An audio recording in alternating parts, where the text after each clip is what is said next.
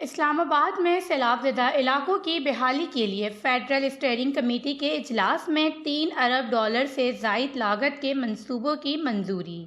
آبپاشی سے متعلق ایمرجنسی بحالی کا منصوبے کی بھی منظوری دے دی گئی۔ بلوچستان میں فارم واٹر مینجمنٹ کا منصوبہ بھی منظور کیا گیا، جس کی ٹوٹل لاگت $1,53,11,00,000 آئے گی۔ بلوچستان میں آبپاشی اور انفراسٹرکچر کے ایک اور منصوبے پر $5 کروڑ خرچ ہوں گے۔ رپورٹس کے مطابق ڈی جی کی مدد سے منصوبے پر $19,33,00,000 خرچ ہوں گے۔ سندھ میں انفراسٹرکچر اور روزگار کی بحالی کا منصوبہ بھی کلیئر کیا گیا۔